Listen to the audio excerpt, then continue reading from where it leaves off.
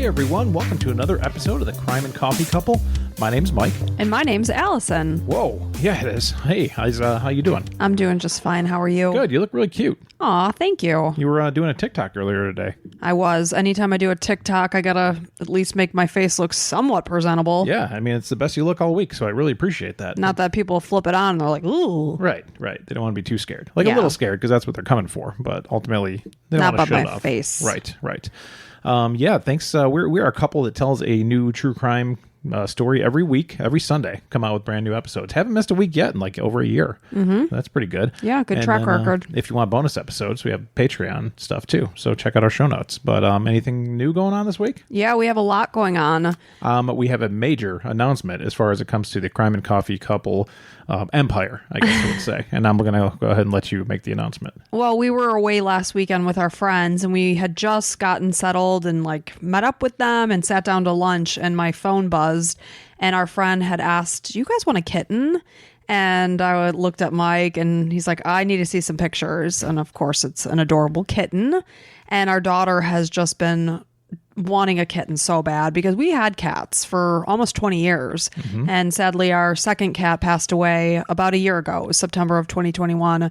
So our daughter has just been on us about wanting a cat. I'm like, I am done scooping cat litter. Been there, done that for 20 years. I'm not doing it again. And I never scoop cat litter. Like, that's my number one thing. It's like, I love cats. I'll love them and kiss them and stuff. I just don't want one. If it comes to me scooping cat litter, the answer is no. Mm-hmm. It's simple. Like, I'm not going to do it. So we talked to our daughter and we're like, listen, this is going to be an early birthday present, but it's your responsibility. And so far, she is doing wonderful. We got him on Tuesday, and he is freaking adorable. His name? Walter. Middle name? White. Yes, Walter So if White. any of you watch Breaking Bad, that's what it's in reference to. It's a pretty good name. You know, came up by, our 12-year-old and 14-year-old together? Our daughter is 10. 10? Holy, what? How old's our son? 14, right? Yeah. Oh, they're 4 years? No, she's got her coming up. Okay. Oh my gosh. This is my life, people. That's my husband. Yeah, that's good. It's kind of embarrassing. Wow. How many people think less of me now? Probably everybody. So that's good. If it makes anyone more understandable, it's been a very crazy few days. Mike was out of town.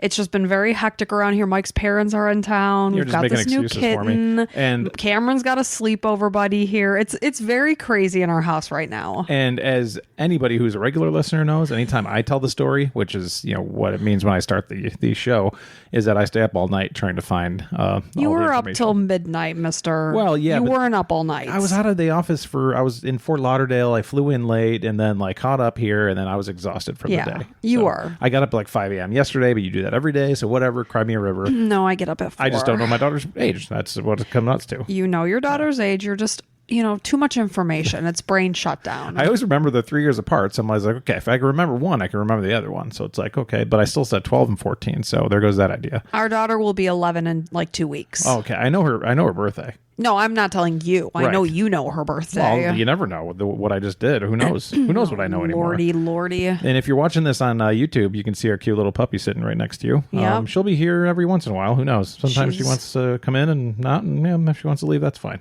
Yeah, sometimes she's with our daughter. And then we're doing a 100-day no alcohol challenge. Yeah, we sure are. So that's fun. That was a lot of fun to explain to all my coworkers in Fort Lauderdale. Hey. When we went out to dinner, like a nice dinner, we got some, nice, steaks and salads and stuff. And they're like, all right, so what are you going to have to drink? I'm like, any non-alcoholic beer? And they're like, Budweiser Zero. They're like, oh. And they automatically they look like, oh, you're an alcoholic or something? And I'm like, no, just doing this 100-day cleanse, or not even cleanse. No, it's certainly not a cleanse. It's just a challenge. Yeah. Because I have been for the past year just on a healthier journey, and alcohol is not a part of my healthy life. In no way, shape, or form is it part of really anyone's life. I don't judge anybody that chooses to. Are you kidding me? I mean, just last weekend we were at the beach drinking alcohol. So right. I'm not passing judgment on anyone. This is just for us. Sure. For me. Yeah. I said you can join me if you'd like. I'm doing it. Yeah, she's not making me, folks. So, no. Don't look for special signals like please help or anything like that. Mouthing, help me. Yeah, please just give me a beer. real quick.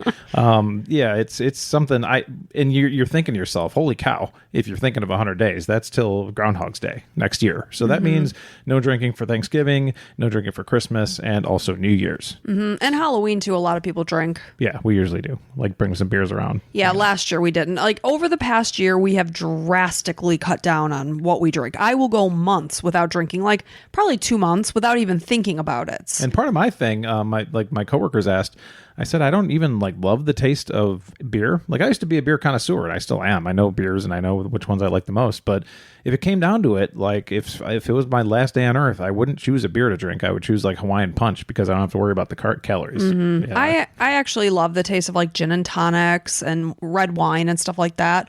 But alcohol gives me such bad anxiety. And gas. No, it doesn't. No. But it also like makes me bloated and gain weight. And I mean, I calculated how many calories I would have typically drank in a weekend like a year and a half ago. And I mean, it's an obscene like number. So what's nice is instead of drinking alcohol calories, I can eat like chips and pretzels. So that's nice. Well, I mean, you do get more freedom.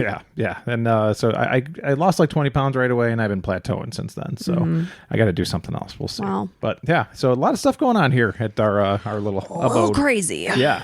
But you want to get in? Oh, do we have? Oh, one more thing. Yeah, if you're enjoying this episode at all or past episodes, let's say if it's the 3-episode rule. If you like 3 of our episodes, please, and you have to have a Apple phone, go ahead and leave us a 5-star review with a couple of words. You just go to our podcast page, scroll all the way to the bottom, press 5 stars, and you can write a little something like, "Oh, Allison and Mike," or whatever, blah blah blah. But as long as it's 5 stars, so that's all we. And just know that we really do appreciate it. Yeah, absolutely. It helps us out a lot and helps us grow, and that's fantastic. So thank you for your help. I know it's just one of those things like, another thing to do in my day. Right. But we do appreciate it a lot. We do. So thank you. Without further ado, shall I? Mm-hmm. Okay. Well, this one is an interesting one, I will say. I've been researching it. It took me about, 4 or 5 hours today, a couple hours yesterday, a couple hours before that. So this is not like your typical true crime story here. Okay. I'm excited. Yeah. So let's get into it. I don't even know if a crime is committed. No, I will say a crime's not committed. Okay. But it's more interesting. So cool. I like an interesting story. It is interesting. Okay. So buckle up. This is about Benjaman Kyle. Okay. Never heard of this. Yeah. Well, person. Yeah, you'll find out. On August 31st, 2004, in Richmond Hill, Virginia, about 20 miles outside of Savannah. Mm-hmm. So pretty close. A Burger King employee found a man lying unconscious and completely naked near the Burger King dumpsters. He had fire ants across his body. Oh. Your biggest nightmare. Yes. Was sweating and also sunburned. So just kind of looked like somebody dragged him out there and left him for dead, basically. Yeah. Police were called, and by the time the police got there, the man was awake but not completely coherent.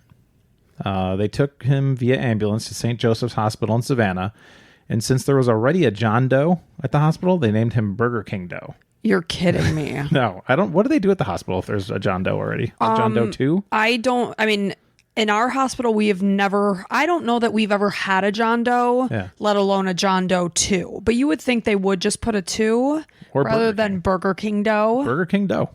Interesting. Or Burger King Joe. That'd be interesting. So, all in all, the man wasn't in terrible shape like you'd expect. Like obviously, this is somebody that you just found on the side of a road or near a dumpster. Dehydrated, sunburned. Yeah. He had cataracts on both eyes that nearly made him blind. Wow. But that's obviously not an acute symptom. That's something that happens over a long time. You would think like an elderly-ish person. Yeah. But didn't have any signs of major injury. He was a pretty healthy white man in his mid-50s. Okay. Which, mid-50s, you don't usually see totally grown over cataracts, right? I guess it depends. Yeah, I guess, genes and all that. With good vitals overall, and no drugs or alcohol in his system.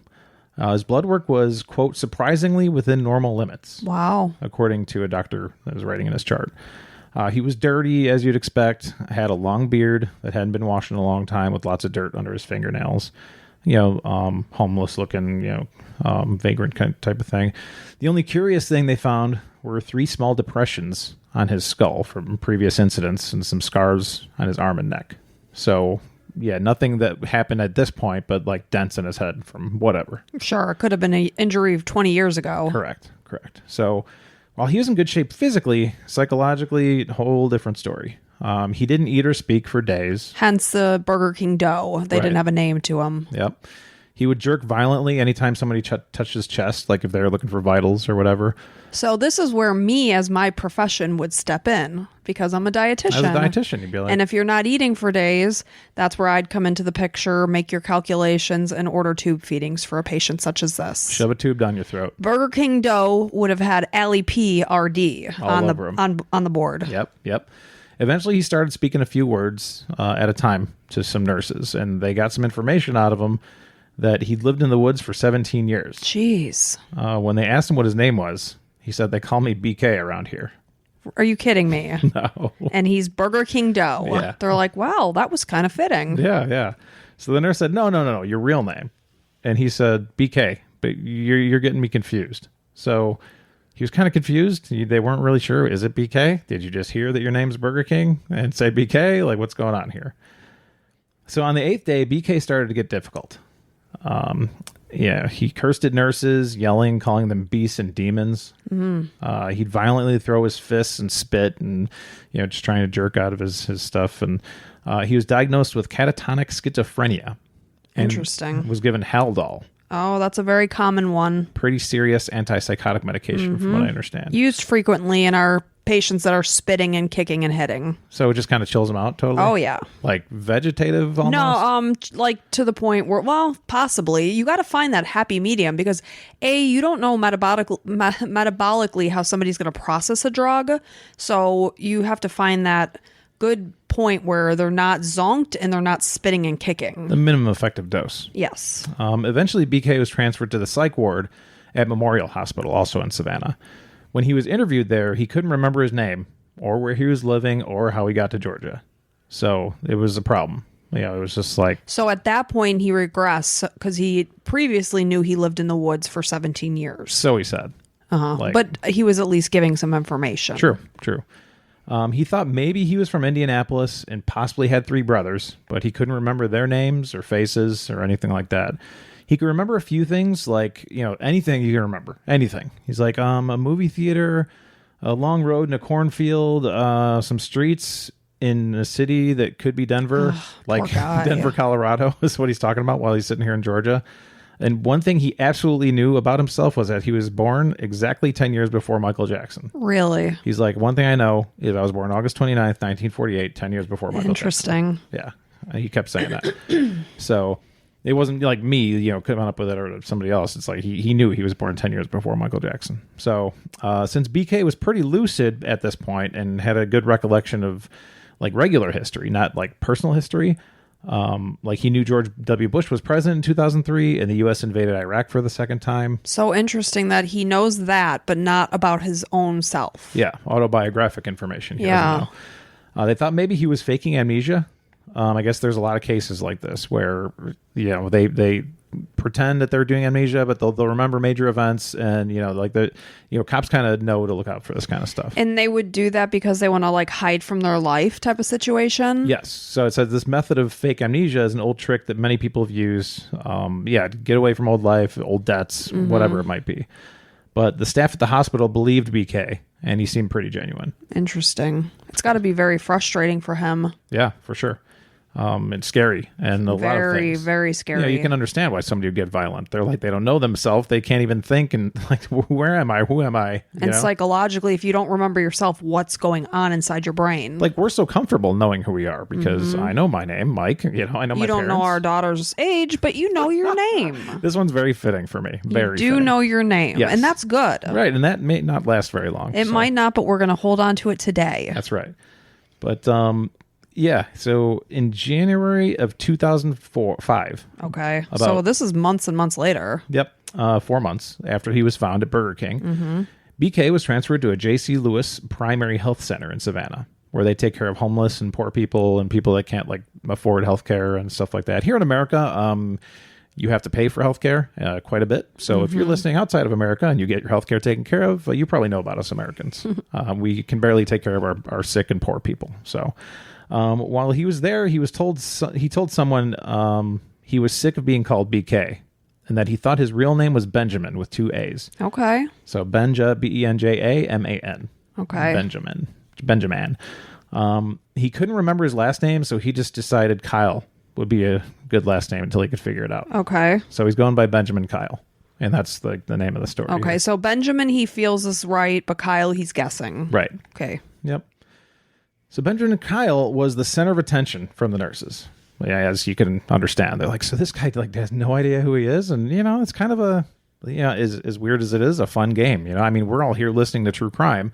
And it's like, I want to figure it out. I want to help him figure it out. Well, and then you want to talk, let him talk. Right. So that maybe the pieces will gradually start to come together. Yes, exactly.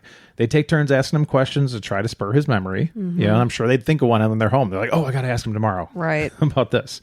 Maybe bring some pictures, whatever it might be. Everyone wants to be that person that helps solve the mystery for him. So they viewed Benjamin as a little more interesting and more relatable than a lot of people they saw at the shelter, and not as dangerous and those sort of things. He loved reading books from the shelter's library and was always trying to please people. He'd volunteer to do things like go get some food, mop the floor, strip the beds for laundry, really whatever was needed, and became really, really helpful around there. So they liked having him there, and he would do little odds and ends. And what would be interesting is if he hopped on a computer and knew how to fix something, because then you'd be like, there's a piece of the puzzle. You did something on computers. Right. Something that would spark a memory. Yep. And there's a little bit of that. Okay. So eventually he was counted on for so many things that he'd carry around a nice key ring filled with a bunch of different keys from the shelter. So he was staff at this point. He was kind of a maintenance man walking around, had keys to the whole place. Kyle became... I'm going to go between Benjamin and Kyle. So yeah, Benjamin became particularly close to one of the nurses there, Catherine Slater. Oh. Ooh la la. Nope, none of that. Okay. Yeah. Dang. Benjamin would stay up late most nights with Catherine working the night shift. So, not because she was working it, but he just stayed up late thinking and doing whatever he was doing. Wow, chicka wow wow. Let's talk about the first thing that pops up. Still, Allison, none of that, please. You know how I am. I'm kind of You prudish. are, and I'm just getting raunchy here. Yeah, our listeners you said know that. night shift. I just thought. You just thought, wow, chicka wow wow. She committed herself to helping Kyle find out who he really was. Okay. She said, I figured it would take 6 months to figure out his real name. Tops. Someone had to have known him. He didn't just drop out of the sky. Unfortunately, Catherine Slater was wrong. Years went by, and every single attempt to find his identity failed. Jeez, years. Yeah. This included help from police, FBI, journalists, you name it. Now, are they putting his picture out there? Does anybody know this person type of situation? Yeah, because the media is loving this, right? It's like something they want to grab onto, like those little feel-good stories or maybe future feel-good stories. You hope it's going to be. Right. So they put it out there. They put his face out and this man doesn't know who he is. If you do, call this number. Jeez, and nobody's calling. No, a lot of that stuff locally. What was really odd, besides there being no clues to Kyle's previous life, was the fact that nobody anywhere recognized him. Like nobody. It was crazy. You asked, he was all over TV, the internet, seen by millions of people. None of the leads that reached out held any water at all. Once in a while, somebody there was this one lady that was like, I think I was married to him. And turned out. You think? And then he's like, no, I wasn't married. I don't even know. He proved somehow. I might no I don't talk about it later. He's like he proved it with a DNA test, and she's like, oh, it must have been him, and he had somebody else's brain inside of him. He's like, okay, lady, maybe you have this schizophrenia. Yeah, okay, crazy, I'll see you later. But yeah, so 10 years after he was found naked and sunburned behind a dumpster at a Burger King, he was largely in the same situation. So now we're in 2014? Yes. So even if he was lying about his memory loss, there's no available record of him existing anywhere so far. He lived in an alternate dimension or something like that. When you say there was no record, fingerprints, you mean? Because right. I'm not in a DNA system. Right. So there wouldn't be a record of me per se. Or local missing persons or anything like that. Right. So nobody reported him missing. But you did mention the whole woods for 17 years. And when someone's off the grid for that amount of time, people stop looking for you sometimes. And you wouldn't think that his English would be so good. He'd be away from people, and I don't know. So people are just trying to put this puzzle together. One Redditor said, maybe are you a time traveler? Is that possible? And he's like, no, I'm definitely not. So anyways, back to Catherine Slater, the nurse. Before being a nurse, she was an accountant. So she naturally pays attention to detail as a nurse or accountant or any of those sort of jobs. Benjaman Kyle was a sizable man, big chest, large legs, tall, had a bushy mustache. The books he read were mostly science fiction. He liked fixing things and listening to NPR on the radio, just to kind of give you an idea of the kind of guy he was. He also always liked talking about restaurant equipment.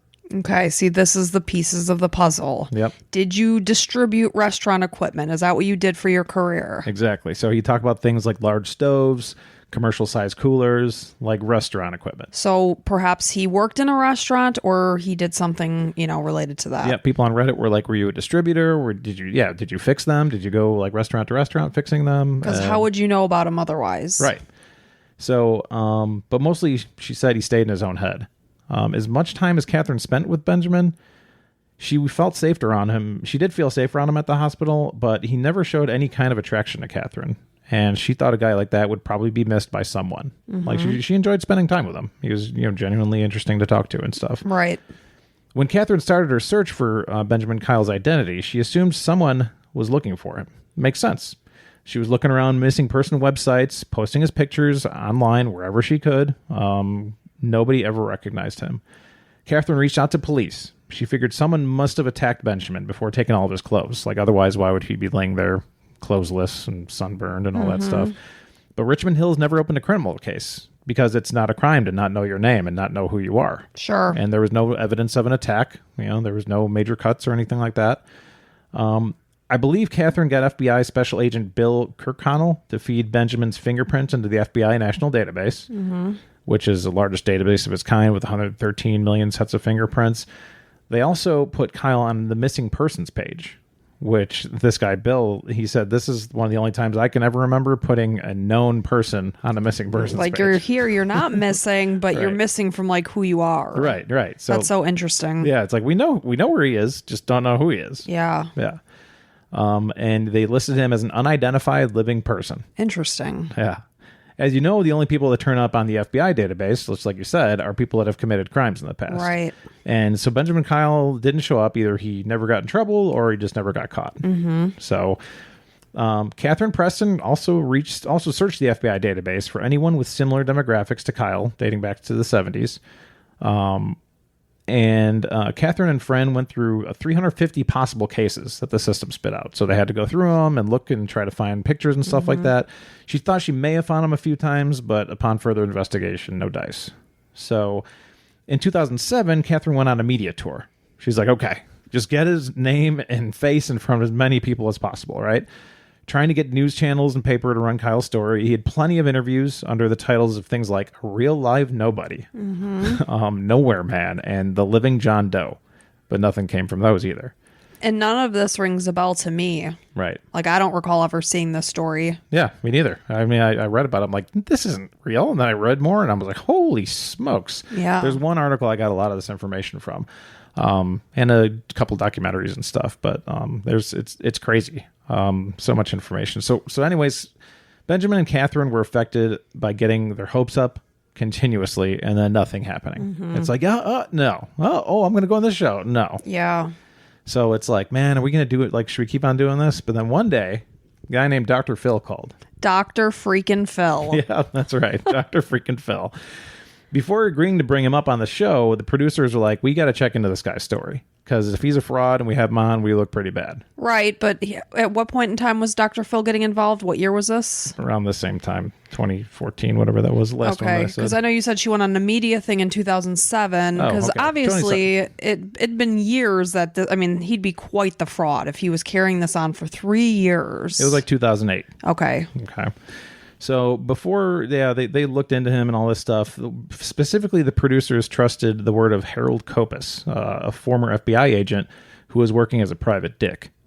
You just want to say the word private dick. I will say that every chance that again. Yep. Harold interviewed Benjaman Kyle for multiple months, along with the Burger King employee who found him and the EMTs and the nurses that cared for him, just to gather an entire case and, kind of see if he smelled anything that, seemed fishy. Kopis said, the producers trusted me. They knew I could smell bullshit a mile away. He said he was, quote, 90% sure that Benjaman Kyle was telling the truth. So Jason King, a neuropsychologist from Atlanta, also tested Benjaman Kyle and determined he was in the 95th percentile for verbal IQ. Really? Which was like, wow, I wouldn't expect that. Really impressive. Yeah. So the guy can process stuff. Okay. And King decided Kyle was suffering from dissociative amnesia. Okay. Dissociative amnesia. The inability to recall important personal information that would not typically be lost with ordinary forgetting, usually caused by trauma or stress. That's what causes it, trauma or stress? Usually. Okay. Yeah. So in October of 2008, Benjamin and Catherine flew to LA to tape the Dr. Phil show. Since Benjamin didn't have identification, he had to board the plane with a police officer. I was curious about that. Yeah. Little things you take for granted. Right. The things we can just go, check out a book at the library. He can't do that. You can't do much of anything without an identification. No, I'll tell you a little bit more about what he can't do later. Dr. Phil's producers, Catherine talked to them and she's like, I don't really want to be on the show. They're like, you have to be. Mm-hmm. You're kind of like his guardian angel, and the story makes a lot more sense with you involved, and it pulls at your heartstrings a little bit more. Yeah. So she's like, okay, I'll be on the show. Per the producer's request, Benjamin Kyle shaved off his mustache for the taping of the show.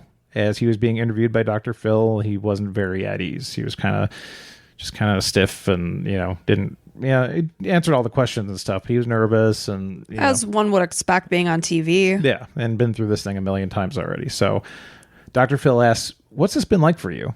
And Benjamin goes, frustrating. And Dr. Phil's like, do you have any idea what you were doing in Georgia? And he said, no, I think I came down to see the ocean. It's like, I don't know. Within like that, really no idea. Benjamin told Dr. Phil about the small amount of memories he thought he had. The three brothers, Indianapolis, Denver. He told Dr. Phil how he was 100% sure his birthday was August 29th, 1948. Mm-hmm. Again, say it with me, 10 years before Michael Jackson was born. So Dr. Phil's like, is this something that you don't really remember, but you just have a sense that it sounds right? Like, how does that work for you? And Benjamin's like, I don't know. Like, I don't really know how it works. I wish I could explain it. Mm-hmm. Maybe it's instinctive. Like you said, like he'll have his instincts still and his habits. Like he'll still know how to do things that he previously did. Yeah, it's just interesting that the one fact he remembers is about the birthday with Michael Jackson. Like, why not anything else? Like, I used to live on this one street. It's just specific to that birthday. Yeah, it's like his brain wants to block it out as hard as it can. Catherine was sitting in the audience. She told viewers she was so happy to see how hard Benjamin worked without really having to do so. She said this man could have stayed and done nothing and serviced himself, but he chose not to. His moral character, his fiber was so strong that I couldn't believe someone's not missing him. Mm-hmm. Like, he was just so helpful. Well, and you said he was a helpful guy. He was personable. He was nice. He was probably good to speak with. He must have had friends. Yep. It doesn't make sense. And then I'm sorry, I just interrupted you. Did he ever do any kind of like hypnotherapy or anything like that? Yep, they had hypnotists. Nothing really worked. Okay. Several times, actually. Okay. Benjamin, the last story as he was on the show, it kind of surprised the audience a little bit. They're kind of taken aback. He said he was lucky enough to have his cataracts removed, thanks to a charity that paid for it. Once he was able to see again, I mean, he couldn't see more than a couple of feet in front of him. Jeez, so that must have really affected his life. Yeah, like when he was mopping in that place, like he had to go in circles because he couldn't see like further. So he was largely blind. But he said, once he was able to see, he looked at himself in the mirror and he was taken aback at how old he looked. Really? So he couldn't see for quite a while. Yeah, he figured he was about 10 years younger. Wow. He pictured himself as 30-something. So one would think his vision must have started to go at around that age, 30-something. Right. And so he was surprised to see wrinkles, sunken eyes, his gray hair, like all these things. He's just like, whoa, imagine thinking to yourself, 10, 15 years ago. And then, I mean, he lived a pretty rough life, I would imagine, in the sun constantly. I don't know. Based on the way that he was when he was found. Correct. And the fact that his cataracts were so far advanced that he didn't do anything about it. You would think if he had a job and he was, had a home and a career, he would have pursued a cataract surgery sooner. Sure. Right. Because he would have had the resources to do so. Yeah. So, I mean, picture yourself seeing yourself, 20 years ago and just like, whoa, that's a different person. But it was enough for him to have that remembrance, though, Yeah. Yeah. He had it. It's in him. It's in his head. It's not like that part of his brain's dead. Because otherwise he would have just been a stranger. He wouldn't have had any frame of reference about, I look old. Yep. So he knew what he did look like. Right.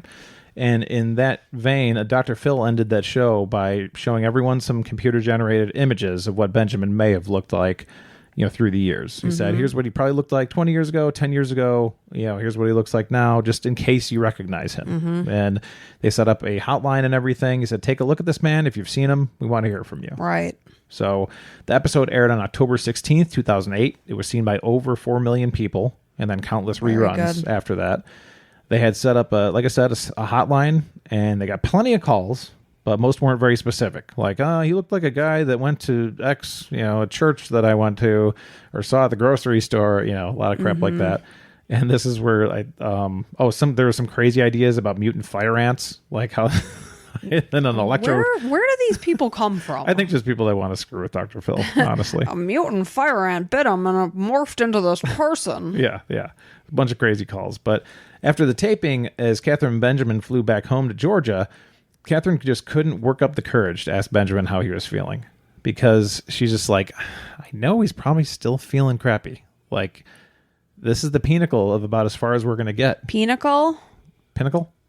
We've had this conversation before. And I'm going to continue to say it. This is the pinnacle of where we're going to be. And, she knew it couldn't be a good feeling for him, because it's just like, just another time I'm telling my story. Nothing's going to happen. But they're only just flying home, so my thought would be maybe he was hopeful. Yeah. And, before he was kind of an anonymous local. And she said now, after so many months of trying to figure out and try to be found, that it kind of takes a toll on you. Oh, I'm sure. And in this article that I read, it was by Matt Wolf in the New Republic. He said she was keenly aware that the dream of finding his identity had curdled into a new kind of nightmare. It's one thing to be missing. It's far worse to realize nobody's missing you. That's sad. Yeah, that made me kind of tear up a little bit when I read it. Yeah. I think he put it so well. One thing to be missing. It's far worse to realize nobody's missing you. That really is very sad. So somebody could have seen him and not cared enough to call. Right. Oh, that's a real kick in the chest. Or just know that nobody's out there. That would be my thought. There's not a soul on this planet that misses me. That gives a shit that I'm That's lost. A really rough thing a tough pill to swallow. Yeah. I didn't even think of that aspect. No. So in February 2009, Catherine Slater was contacted by Colleen Fitzpatrick. Okay. A self-described genealogical detective. Okay. She has a PhD in physics from Duke.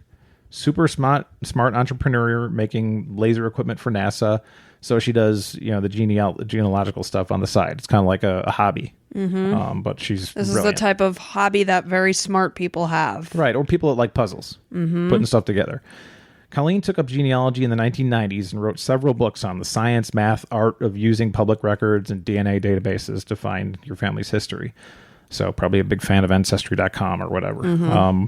She had enough of a following that she was often consulted for really tricky genealogy cases. Does she do any kind of murder and crime things? Yep. So some of her claims to fame include helping to identify remains from a child on the Titanic, and then another person that was preserved in the Alaskan snow from a 1948 plane crash. Wow. So she helped find their families and stuff. Really, really interesting stuff. So then one day a colleague of hers was like, hey, you should get on this Benjaman Kyle case. And she's like, yeah. Well, because this is a living, breathing person. I mean, it's great to bring closure to somebody that's passed away, but this man is living and breathing and suffering from not knowing who he is. Right. So Benjamin had since quit his job at the shelter over a pay dispute. He just hung up his keys one day and walked out. So didn't seem in his character, but enough is enough, I guess, at some point. He's enough spinning around a hamster wheel. He was now living with Catherine in a house outside Savannah. Just kidding. I have a question. When we first started this story, you said the word Virginia. Did you mean Georgia? Yes. Okay. Sorry. No, it's okay. I was just clarifying. The other thing is, so I assume Catherine is a single woman and has no children? I would assume the same. Okay. Just trying to get that picture of what their living situation is. Yeah, they never mention children or a husband or anything. Okay. So he's living with Catherine, the nurse, outside of Savannah. He'd been earning money by mowing lawns for Catherine's neighbors, but couldn't get a job anywhere since he didn't have a Social Security card. Yep. Or a Social Security number, or an ID, or anything. He asked the Social Security Administration for a new number, but their answer was, we can't give you one because you probably already have one. You're a human being, you're probably a U.S. citizen, but we can't give you one. Just like the the bureaucracy of it all. But Like, what is he supposed to do moving forward? that's the thing. Like, nobody really cares enough until there's somebody very important gets like a whiff of this. Yeah. And it's like, okay, this is ridiculous. This guy wants to work and he can't because he doesn't know who he is, but like he's able. I mean, that's crazy. Yeah. So not only could he not get a job, but he also couldn't get food stamps or any kind of government assistance. Nothing. Because as far as the U.S. government is concerned, you don't exist. That's exactly what I was going to say. You literally just don't exist, but you do. I am standing here. Right. Look, I'm here. I'm talking to you. The system considers him dead or That's gone. insane. They need to create a new rule for a situation like this. Yep. But a little bit of good news. As time went on, Benjamin began to recall some more things, Okay. like the Indiana State Fair. Because you mentioned Indianapolis. And buying grilled cheese there for 25 cents. Okay, so perhaps he grew up, because when it would be 25 cents, that was probably a long time ago. Yep. So they pieced these things together. Or that he was in Denver before the big Thompson Canyon flood. Okay. So he'd be able to remember certain things. He remembered he loved a restaurant called Mama Elena's. And at the same time, hated the service he got at a restaurant called Azar's. Okay. So just That like, must have been some pretty damn bad service. yeah. He also could recall watching the movie Car Wash when it came out in theaters in Denver. Okay. So it's like, okay, so now we know that, Car Wash came out in 1976. This placed him in Denver from the mid 70s to the mid 80s. And unfortunately, there wasn't much left after that, as far as memories are concerned. Colleen Fitzpatrick, the genealogy expert, pretty much agreed with Catherine that she couldn't imagine there wasn't somebody looking for Benjamin Kyle out there. Like, he seems like somebody would want to be with him. Unless he was so much of a drifter that, he never made like a deep connection. Right. Like, people liked him. He was a good guy, nice guy, but maybe he was only in this town for a couple months and moved along, and it's like, oh, okay. And I think it was also more of their feeling that they wanted to be the ones to figure it out. Sure. So they're like, there's got to be somebody, please. That would feed their ego. And also to help this guy. Of course. Yeah. It's not like selfish. I mean, it kind of is selfish, but at the same time, it's a good selfish. It's You're a trying to big help picture. them. Yeah, for sure. So Colleen put articles in the cities Benjamin remembered. Indianapolis, Denver. I think they did something in Boulder too. And she also did something that I can't imagine wasn't done sooner. She looked up birth announcements and birth certificates, church records, military draft records for anyone born August 29th, 1948. Specifically in like maybe the Indianapolis area. Right. All those places. Yeah. 'Cause Now, you remember is them all. Catherine working at this time? Because this sounds like a full-time job. It does. Yeah, she's working in her entrepreneur stuff. Wow, she's a hard worker. Yeah. Another smart thing she did was hand out flyers at a major restaurant conventions, like several major restaurant conventions, because he knows restaurant equipment. So it's Right. like, okay, well, odds are somebody here probably knows him or has seen him at a restaurant or something. Since Benjamin could easily recall things about fixing stoves and all those things we talked about earlier. So Colleen checked Benjamin's body for obvious things like tattoos or unique markings and identified a couple of areas surgically repaired, but they didn't really help. Like Okay. he had a pin in one, like his elbow, but it was generic. Like it was untraceable, basically. Not like it could be pinned down to this hospital. Yeah, like a specific kind of screw or something. Yeah, Sure. Nothing. So Colleen looked out even closer at Benjamin's genetics. And yes, they already checked his DNA in the FBI database, but one thing they didn't check was any relatives. Like, the DNA sequencing that could be close to his DNA. Yeah, well, that seems kind of obvious. Right, but they don't really have that necessarily in that database. So this is what Colleen was most interested in. Right. Since it was 2009, Colleen could go a little deeper with help from DNA tracing companies like 23andMe. And you know how there's all those companies, people send their Yep. DNA in and they say, okay, you're more likely to have this, and you're probably from this area of the country or of the world, and this and this. Oh, you're related to this person who's also in our database. So people submit their blood samples and they find out a bunch of stuff with their DNA. And 23andMe owns your DNA, so They can do what they will with it. I've never really done that because I'm afraid of that. I mean, I'm not really afraid of it because I don't have anything to hide. I think it's interesting, but it is kind of scary to know that like you're out there. I like privacy. I like privacy too. Yeah. So what she did is she sent a sample of Benjamin's DNA to 23andMe. So she could get a match from somewhere within the branches of Benjamin's family tree, which would eventually lead her to the trunk, his parents. Sure. So Colleen quickly got some good news. Benjamin's DNA shared a ton of DNA with the family surname of Powell. Oh. So they're like, okay, I think we got somewhere. Now, it doesn't mean that his last name was Powell necessarily, but he could have an aunt or uncle or mom or dad that used to be a Powell or Sure. Married off. Right, exactly. Or what, a brother or sister that was in the Powells, something like that. Somewhere in the last century. So it's not, even too far off. Somewhere like somebody alive he's related to.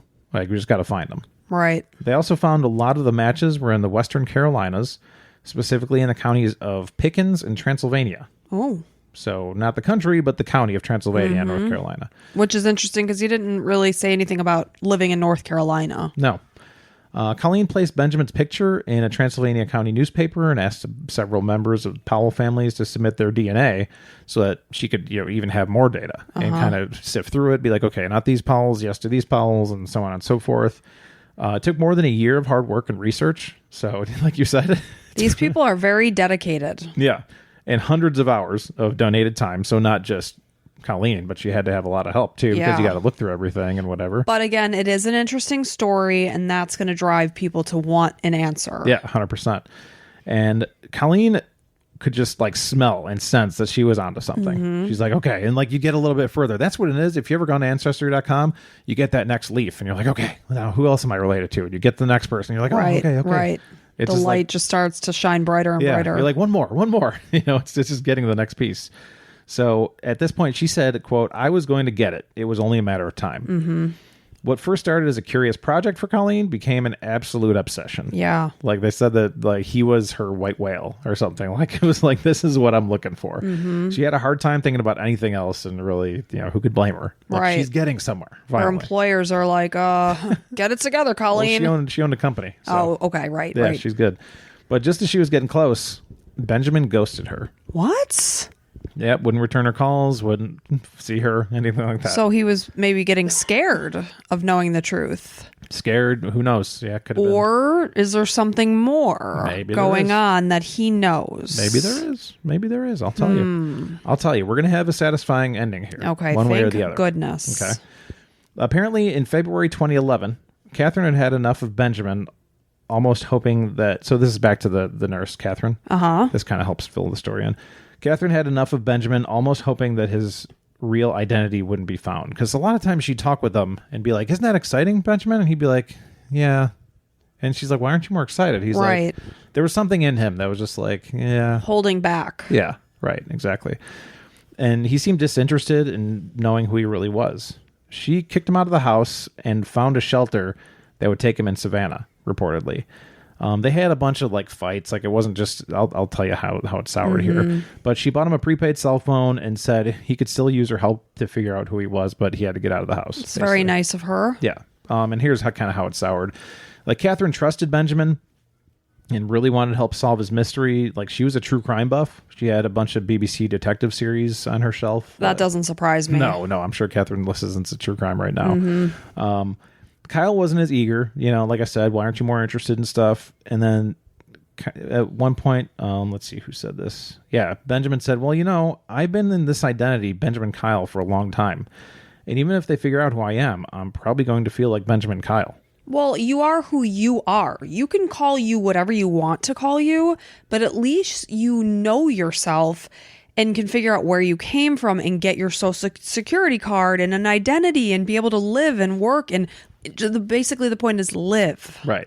And that was his most important thing. He just wanted to be able to get access to basic things. Like he didn't really even want to find out who he was, but he wanted to be able to get things. He wanted to go to the library. He wanted reasonable things. Yeah. He wanted to be able to live like a normal American life. And maybe he wasn't a frivolous guy that didn't even care to travel, even if he had the means to do so and wanted the simple things in life. But you need to have an identity. Yep. And Catherine goes, she said, as years passed by, her doubts grew. And Catherine said, quote, all these people all over the country trying to solve his case, that's a hell of a drug. Yeah. So she's kind of thinking like maybe he just always wants to be the one that's a center of attention. Right. Not like just people wondering about him. Yeah. And having, worrying about him. Well, and then to think that not one person came forward and saying that they knew him, maybe it was something like he was kind of tossed away and nobody paid attention to him. And now all of a sudden people are talking about him. Yep. And you would think maybe this is a money grab or something, but it wasn't. One time she tried to raise money for him through like, people donating on a GoFundMe type thing. He refused. Okay. So it wasn't a financial thing. It was more like power, is what she's thinking. Catherine said, but I think he likes being stuck in the place he's stuck in. She also said Benjamin was a hoarder. Okay. So just holding on to a bunch of stuff. Yeah, he'd be out of my house within a week because ain't no hoarding happening here. No hoarding. No chance. Ain't no hoarding happening Zero here. Chance. He got a bunch of catalogs sent to him, like restaurant catalogs and shopping catalogs and all that kind of stuff. And Catherine thinks he just liked getting things with his name on it. Interesting. Which I actually liked that at some point in my life. I used to like getting pieces of mail, just sent. Back like before the internet, I liked things in the mail that had my name. Really? Yeah. I never had that. You don't well, you get Amazon packages like every other day. I just want what's inside. Okay. I don't care that my name's on it. That's not as cool anymore. I don't care whose name is on it as long as it's what I want. Right. And now you want a fire thing for the house. Yes, terribly. Okay. And that's going to be a conversation you and I have for another time. Yeah, we'll talk later. So anyways, he also began a lot of small repairs all over Catherine's house. She felt sometimes he created problems just so he would be needed around the house. Like he'd start tearing up the floor and be like, it's fine. Like it's been fine. And he's like, no, it's got to be replaced. And you can see through like people and know if they're being genuine or shady. Right. And, not that he was being shady. He just was doing it for, other reasons. Yeah. Yeah. But then it's causing her problems at home. Right. Like, I don't want to spend the money to replace my floors right now. They were perfectly fine. Yep. Quit tearing shit up, BK. So eventually all this led to Catherine kicking him out. She said, all right, tomorrow's your last day. Gather your shit. Get out of my house tomorrow. Okay? And I mean, there's nothing wrong with that. It was her home, and she was very nice to open it to him. For sure. Yeah. And, I'm sure she gave her a few weeks or whatever. But there's a little story the day before he was supposed to leave. He's like, can I go burn like all my mail in your backyard just to get rid of it? And she's like, no, I don't, like it's going to fly up. Like it's going to be going all over the yard. No, you can't burn all your mail. Take it out and like throw it in the garbage. And he's like, so he went out in the backyard, started burning it. Right away. She's like, what are you doing? I said, please don't do that in my backyard. It sounds like dealing with our son. Yes. He does the opposite of what I asked him and to he do. just stood there looking at it and didn't even listen to her. And she's like, okay, get out of my house. Enough was enough. Yeah. So she it was kind of a bad ending. It was like, get out. You're I kind of figured it must have been. Yeah. So Catherine offered him a ride. She was still nice. But he walked out carrying only a backpack. And that was the last time Kathleen spoke to Benjamin. Really? Yep. Wow. All that time together. They were so close. Ended just like a Band-Aid being yanked off. And then you wonder if that's how he did in his previous relationship. Hence nobody coming forward. Yeah, part of her was mad at him, but she was also mad at herself for falling for this guy's like lost puppy dog mindset.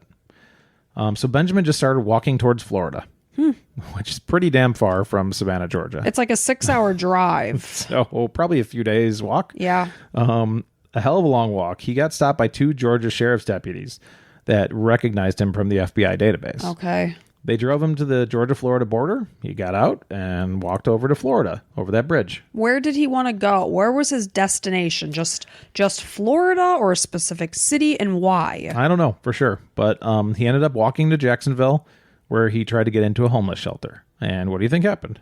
He got into the homeless shelter? No, because he doesn't have an ID. Oh my God. Wait, in homeless shelters, you have to have ID? You have to have some form of saying who you are. Really? So that they can run like a criminal check and just be like, okay, this person doesn't murder people. And got it. Whatever. I guess that makes sense. I never thought about it. Yeah, and I didn't know either. And I've never been to a homeless shelter. So thank goodness. I know. Like I mentioned earlier, he didn't have an identity. So he showed up and they're like, nope, sorry, we can't have you. You can't even get into a friggin' shelter. Yep. So he ended up sleeping in the woods behind the sheriff's office. Jeez. At this point, Benjamin was getting pretty low on himself. I would imagine. He couldn't find a job because he doesn't have ID. Couldn't find a good shelter. So he connected with a guy named John Wickstrom, a 21-year-old student at Florida State University. Interesting. John wanted to make a documentary to try to get Benjamin's story out there again. Okay. Everybody he runs into wants to help. Uh-huh. So what, did they just bump into each other in town? Somehow, some way. I think he called him on the cell phone. I don't know what it was exactly. Wait, who called John? I mean, Benjamin? Yeah, because he got a cell phone from Kathleen. She bought him one. Oh, right. Okay. So, it was a quick. So yeah, John wanted to make a documentary. I actually watched it. It's like a 9 or 10 minute documentary. You can go find it on Vimeo, and actually, it's in the show notes. But he made this documentary about him to try to get the word out. And actually, it helped him out because he ended up getting a state ID. Okay. Out of the deal. Like, that's progress. Yeah. One of the representatives was like, it's crazy that this man just wants like simple help. I mean, that's insane to me. I mean, this guy can't even lay in a shelter. Yeah. So the owner, in that documentary, it was shown on the news. It was like, a local man came over here and made a documentary about this man. And so somebody saw that news clip. His name was Josh Schrut. He saw the documentary on the local TV station, and he said, I own a restaurant. I'll hire you. Okay. So perfect Good. spot A for job. him. He knows the restaurant equipment. Yep. Benjamin turned out to be a great hire. Awesome. As he had incredible knowledge of all things restaurant equipment. He could easily grill right away, deep fry, clean, etc. He quickly became the best employee that he had. So one must assume he had had a kitchen job in the past. 100%. Yeah. Like he just came to like a fish out of water, Right. fish to water, basically. Makes perfect sense. Yep. Like he thought he'd have to train him and stuff. Like he could fix some of the things. He could work them right away. So Matt Wolf, I'm going to mention him a few more times here, the author of the New Republic article that I read. He asked John Schrut why he offered to help Benjamin when so many other needy people were out there. It's like, there's homeless people everywhere. Why was this guy's story more important to you? John said that his father was murdered when he was about 21 years old. And Benjamin happened to have a close physical resemblance to John's dad. So he said, same age, same build, hair color. John said, sometimes I see him from behind. I'm like, wow. Wow. So it just struck a chord. Yeah, exactly. So he's like, that. I'm going to give this guy a chance. Okay. And it worked out really well. That author also pointed out how most of the compassion around Benjamin Kyle were from the loss of his memories and family. But when all was said and done, those things weren't the things Benjamin really missed the most. Those were actually the things he missed the least. Benjamin was more worried about getting Social Security, having financial help more than anything else. And he said he'd be done with the whole thing, like trying to find out who he was, if he just won the lottery. He'd be like, I wouldn't even care. I would just go somewhere and just leave everybody. Like he was kind of a guy that liked his solitude. So he was a loner. Yes, completely. Right. So in February 2015, Colleen Fitzpatrick came back into the picture. She's the genealogy person. And he had been ghosting her. Correct. Yep.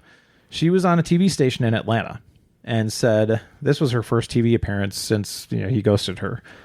And she said, let's see, if the mystery, quote, if the mystery is ever solved, I think the story will go away and he won't get the time and attention from people. And he'll probably have some angry people that devoted a lot of effort to helping him when in the end, he's not a big executive. He's just a regular person, or probably just a street person. But why would we be angry about that? He doesn't have to be or had been anything. Right. But he was a person. That's Right. the point. I don't care if he was from the street. I don't care if he lived in the woods. He's a person. I don't care if he's a king or something. I just want to know who he is. Right. Right? Just like basic human rights. That's basic human rights. Yeah, so at this point, Colleen's kind of coming off a little witchy a little bit. I don't know. Maybe. I don't know. Maybe, and she was probably, felt bad because she put on all these hours and the guy Yeah. just ghosted her. So Yeah, I mean, get it. I'd be a little bitter about that. For sure. After the interview on her website, Colleen posted a question on to Benjamin's supporters. She said, "Why did Benjamin's supporters assume he was trustworthy when really he could be anyone?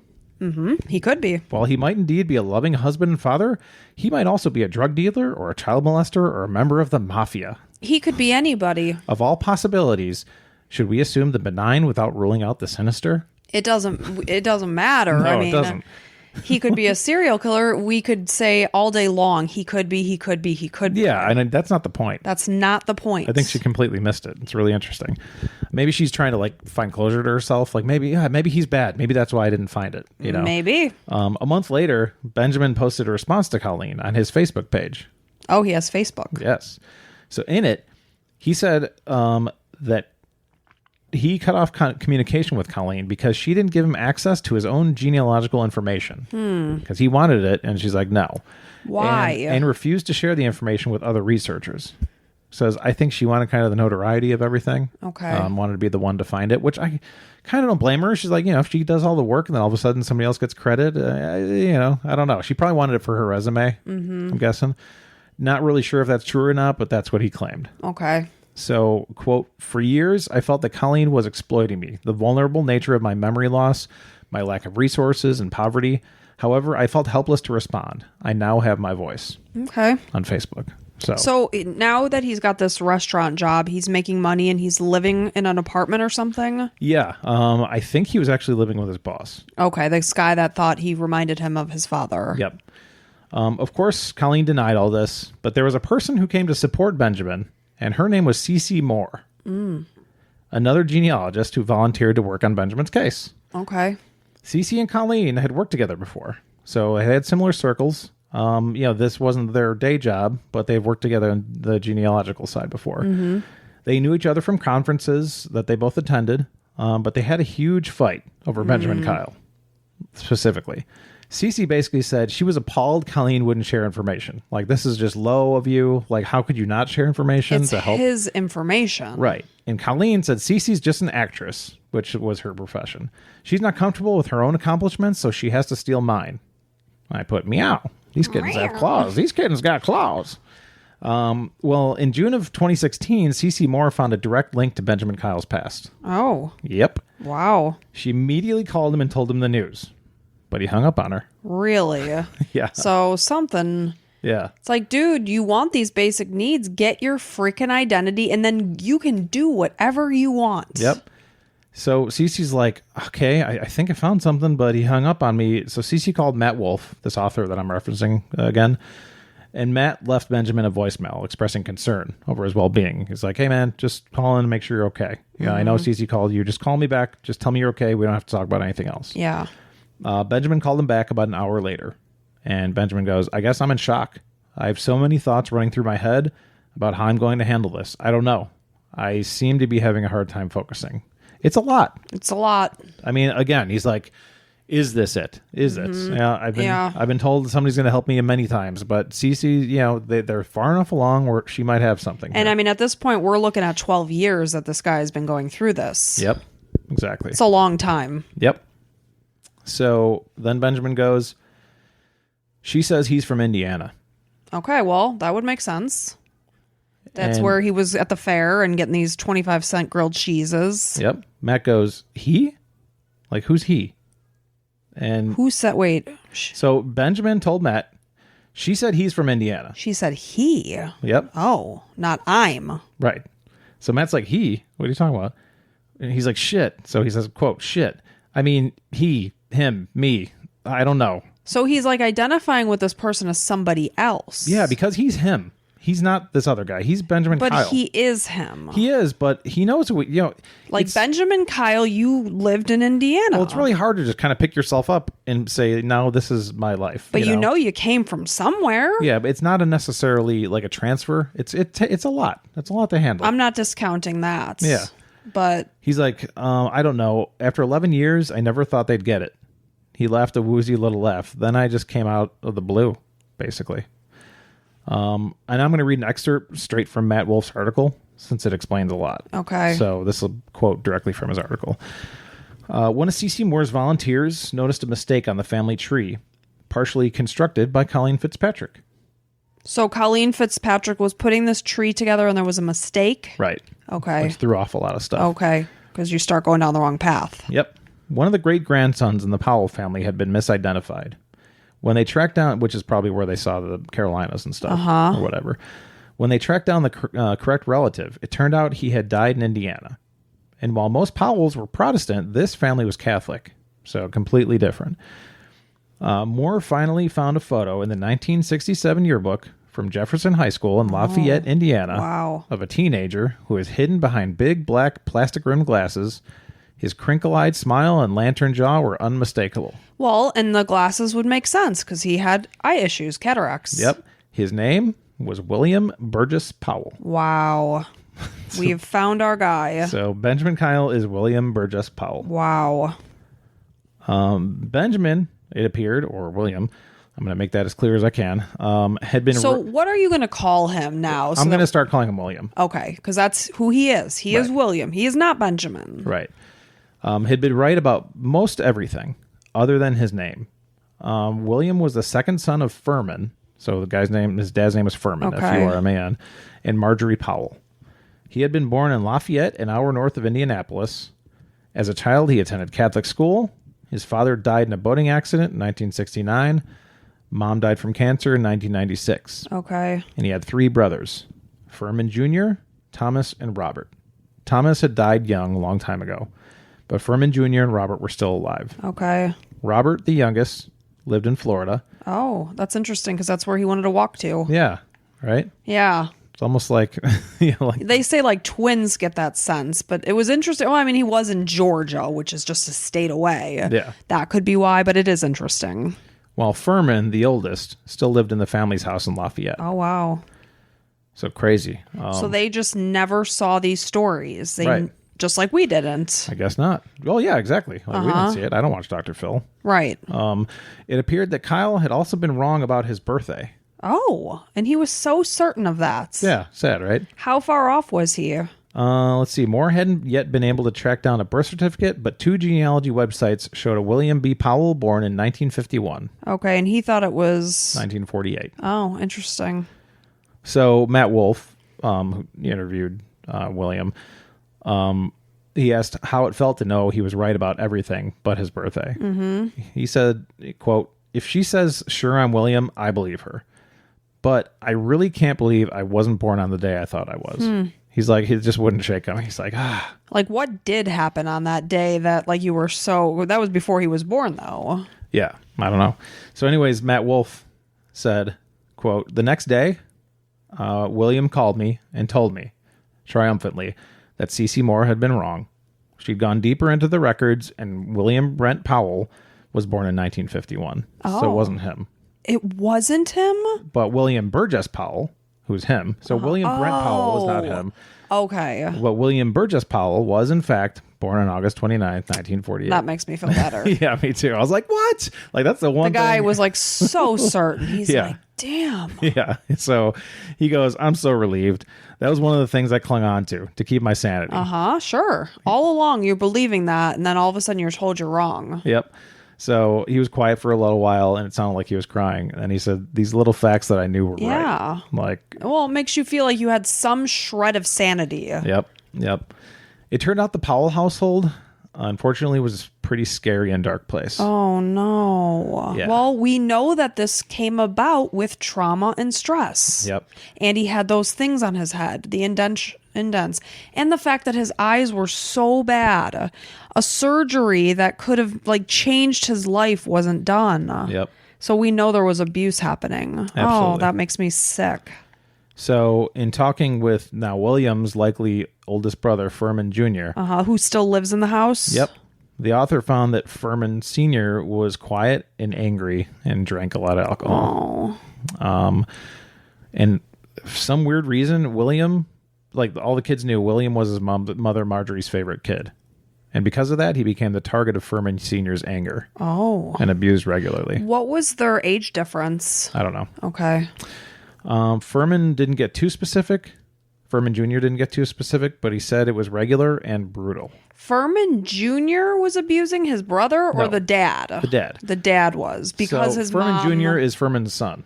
Okay. And William yes. is also Furman's brother. Yes, I know There's that. Furman at the top. Yes. Furman Jr. was born first. Then I think William, then Robert. Robert died a long time So ago. the dad was upset because the mom favored her son over her own husband? Yeah, you know how like in that that Pie movie you like, that the guy's like, "Don't go loving that baby more than me." It's The Waitress. The Is Waitress. the movie Mike's referring to, which is one of my favorite movies. Yes, Mike is referring to that. And a lot of guys, Mike, you are Mike. Don't speak of yourself in the first person. Is that right? First yes, person? third person. Third person? Yeah. I always find that very creepy when people do that. I think our video just went out, but that's all right. We'll just keep the audio going. And yeah, so do you understand kind of the... Yes, I understand now. For some reason, I thought you meant the brother was jealous. No. So he was abusing Oh, her. yeah. So my point was that a lot of guys get jealous that if a woman shows a lot of love for a son. Like, it's weird. It's a weird thing. It's I don't very care. I hope weird. you love our son fantastically. Just show me some love, too. But who knows what kind of dynamic they Yeah. had as a couple. Right, exactly. They're a military family, too. I don't know, a lot of PTSD stuff. Who knows? So, yeah, he was the target. And like I said, I thought it was really interesting that he uses the words regular and brutal beatings. That is sickening. So he asked him to expand. He's like, no, we're just going to leave it at that. I am so sad. He was like, it was pretty dark. Poor William. Yep. So when William turned 16, he left the family home to live with another family across town. And who could blame him? Yeah. William held several jobs in Lafayette, Indiana. He went from janitor to strip club. I call them jizz moppers. Oh. Working at a factory. That's so gross. Working at a factory as a loader, and then a handyman as a theater at a movie theater. We know he did something in the kitchen, though. Yep. But he did remember movie theaters, so he was a handyman okay. at a movie theater. When he was 25 years old in 1973, he moved to a mobile home on the property of the Richardson family, where he ate dinner with that family each night, which is kind of nice. That's very nice. But largely after that, kept to himself, listening to music and stuff in his trailer. But in 1976, William Powell disappeared. Okay. The Richardson family, where he was staying, got worried that William wasn't at dinner, but saw all his things in his trailer, his music and all this stuff. He wasn't didn't just move or something. A few days later, William's red 1966 Rambler station wagon was found abandoned a few miles away. And this was in 1976? Yeah. Wow. William's family was worried he'd been abducted, murdered, just basically all the bad things are going through their heads. And they filed a missing persons report with the state police. The police found him pretty quickly, which is good news. He had taken up residence in Boulder, Colorado. Okay, so he did go to Colorado. Yep. Working at a restaurant called Azar's. There you go. Oh, he said that was bad service. He did. Good memory. So that was the one he said he hated because of the bad service. Maybe he didn't like some of the staff there. Yeah. I think I talk about it later. But if I don't, he asked him about it, and he's like, how was it remembering Azar's as being he's like, that's too bad. I thought it was a place that I just didn't like the service. But the food was terrible. Oh, but he was a cook there. It's pretty bad when you're a cook there and you say the food was terrible. Yeah. So apparently William's mother, never got over the loss of her favorite son. This is what Furman Jr. said. When he just disappeared. Yeah. A kind of weird that Furman Jr., again, knew that William was the favorite son. Yeah. That's a weird dynamic. Don't tell your other kids. Keep it to yourself. Yeah. So she died in 1996, like I said. Mm-hmm. Furman and Robert settled her estate and tried to find William with the help of the Army intelligence running background checks. So they were trying. Yeah, but they came up with nothing. They wrote letters to him at his last known address, got nothing back, and received nothing in return, like I said. So on their end, he basically just fell off the face of the earth. Or died. Or something, yeah. Yeah. No phone numbers, mortgages, updated addresses, nothing. Almost like I said, he died. How'd he get to Colorado? Good question, Allison. You're weird. Thank you. That's where a guy named Chico Getz comes in. That's a name. Chico, Goetz. That is a good name. He was a coworker of Williams at some point. The two would hang out at bars drinking whiskey. But Chico said they weren't really close. Mm-hmm. Just a couple of drunks doing what drunks do. That's what he said. So drinking, basically. Right. You find somebody who does the same thing as you, and you hang out with them and get drunk. And not even so much together. You're just there you're there next to each other at the same time. Correct. That's exactly what they were. Mm-hmm. One Sunday night, after a few hours of pounding whiskeys, Chico said, "Hey, why don't we move to Boulder, Colorado?" All right. And William agreed. They packed their shit in Chico's Toyota Celica and drove to Boulder. So it wasn't just drunk talk. They did it. Yeah. Why Boulder? Chico said, quote, because it wasn't Indiana. Well, it's a big change from Indiana to Boulder, Colorado. Sure is. They both worked at fast food restaurants. Chico stayed in Colorado for a year, then went back to Lafayette, but William stayed back in Colorado.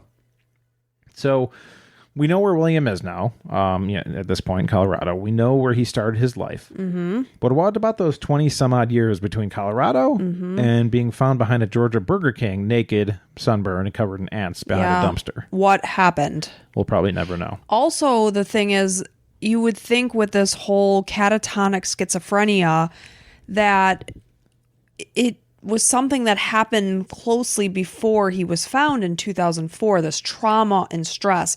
But it sounds like maybe he was suppressing so much of his childhood abuse and trauma that it just came to a head and he just couldn't cope and shut down. His brain literally to preserve itself. Isn't that so sad? For survival's sake. For survival's sake, his childhood was so traumatizing that he literally erased it. Yeah. That's something. Yep.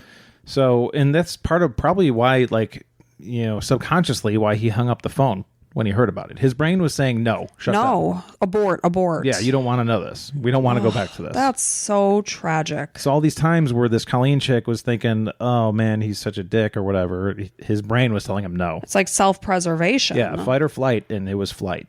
Man, I'm surprised this sort of thing doesn't happen more often with like the amount of trauma that some people in the world go through. Yeah. Maybe it does. We just don't hear about it. Oh, that is just tragic. Yep. So William talks with his brother Furman Jr. Mm-hmm. And he reached out to his brother Robert via email, but never heard anything back.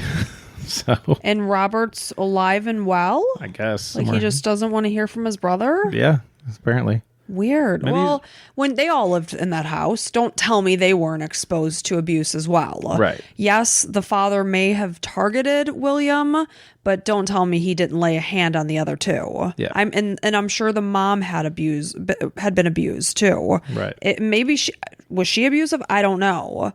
But it sounds like it was a very traumatic household. So I judge nothing that's happening. No, exactly. We can only live our own lives. And we're all just trying to do our best and cope and, be as best as we can through life. Right. So he finally got his social security card and birth certificate. And that's really what he wanted. Yep. He's like, yes, I'm a human being now. Mm-hmm.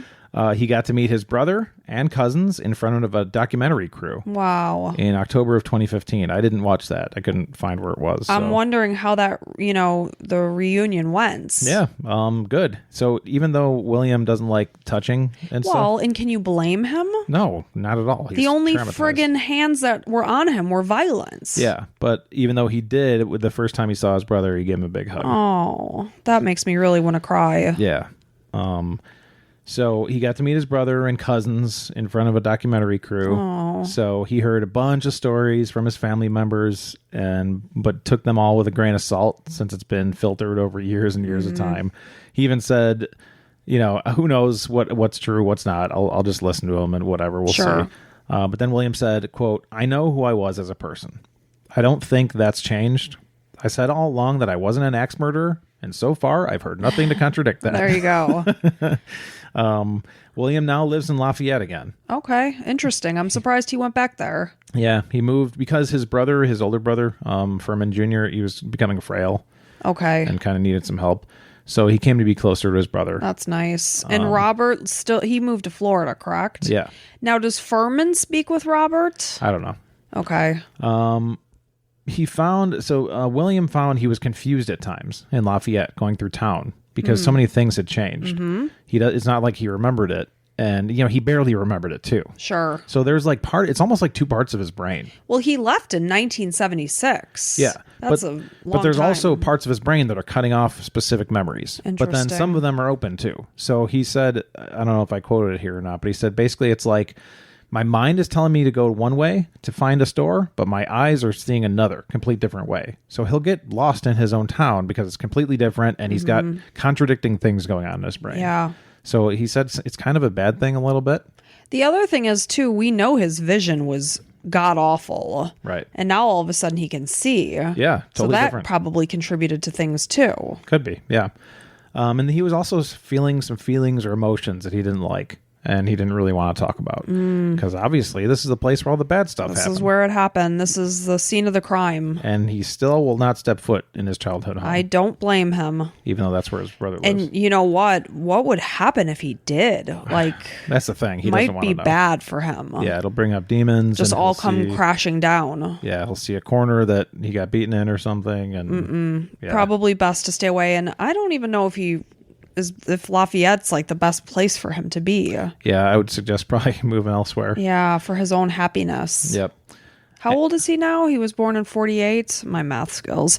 I always do this to myself on the podcast. I pull myself into the weeds and embarrass the shit out of myself. 43 would be 80 years old. So he's 70 something. Okay. Okay. Well, I wish him the best. Yeah. 78. Now I'm curious. 70, 80, 74. Okay. Ish. So, as for, this is my last paragraph here. So as for the Benjamin name he came up with, Benjamin with two A's. I was wondering where he got that. So William guesses it was an alias he came up with as he skipped different towns, picking up different restaurant gigs. Okay. He's basically restaurant jobs are a dime a dozen. So I probably just changed my name to Benjamin and just went with that wherever I went. And I assume he was a drifter that headed over to Georgia. It sounded like he was, rough around the edges. He had a long beard. So, but with his vision as bad as it was when he was found, could he have even held down a job? So he probably was homeless, though, yeah, right? He probably was. He had no identification on himself, hence being Burger King dough. Yeah, and we'll never know. No, we won't, but those are the pieces you could put together. Yeah, but he was probably drifting from Colorado to Georgia, didn't have his ID on him, and he was naked, right? Yes. Okay. But anyways, so, specifically, why the name Benjamin? That was something interesting. Why did he come up with that name? The author that I referred to asked him that, and he answered, quote, "I read somewhere that it comes from Old Hebrew, that it means beloved son." Oh, that is just too much. Yeah, I had to read that part because it's just like the poor guy. He wanted to be a beloved son. Yeah, and he was loved by his mom, but too much. Yeah, but to what degree? That, the other two were kind of pushed to the side. Yeah. But was it a healthy love? Obviously, he just wanted to be loved by his dad, too. Oh, of course. What son doesn't? And now he's a grown-up man. You think, oh, well, you should get past it or whatever, but no. How can you ever get past it? That's in your soul. Right. It's tough. It's tough. very tough, and that's why, some people should have no business having kids. Right. It's just the trauma that father caused him. That's why if there's people that don't want kids, I'm like, well, don't. Yeah, you don't have to. Nobody has to have your kids. Life. You do what you want to do. Exactly. So. Well, that was a very interesting story. And all I hope is that this man lives out the rest of his days with some semblance of happiness and peace. Agreed. Real quick, wanted to say thanks to one particular review. Oh. We got a new review last week. Quote, "Excellent podcast. I've listened to 3 episodes so far. I love everything about the show. Great cases, exceptional narration, and I love the banter at the beginning. Makes it more human." From S. Harris 76. It's very nice. Thank you for that. And if you want to make a review, go ahead and do so. But if you want more of the Crime and Coffee Couple, we've got bonus episodes. We sure do. Every other week. Bonus. Bonus. We come out with bonus episodes every other week, and we put them up to our patrons. So depending on your membership level, the first one or second people on the second level get everything. So people on the first, you get every one a month. So not too bad, not too shabby at all. But I want to say thank you to our patrons: Colleen, Lily, Karen, Nadine, Allie, Michael, Kayla, Dominic, Brian, Shannon, Elizabeth, Mandy, Elena, Vivian, Trisha, Lauren, Megan, Jamie, Kathy, Chastity, Genevieve, Clara Ann, Emily, and Kathy. You guys are awesome. Holy smokes, that list is getting pretty long. I know. And every single time a new name comes through, I literally do a happy flippin' dance in my head, and maybe even in reality, depending on where I am. The last one, Kathy, I remember sending over to you, and you said, "Yay!" Yeah, I think, and I do lots and lots of exclamation marks. Yeah, so every time we get one in the email, I send them over to Allison. She gets happy. So make Allison happy. Because I'm not very happy very often, and Mike just thinks I'm a bear to live with. And let's be honest, I don't do much around the house. So, yeah, I could probably do more. But more patrons, helps me figure things out. So thank you, everybody. Yeah, we appreciate each and every one of you each time you come in over here and listen in our little world here. Whether you're a patron or not, you're appreciated. You're special to us all. Yep. So until next time, thank you so much for listening, and we'll talk to you next Sunday. Bye. Bye.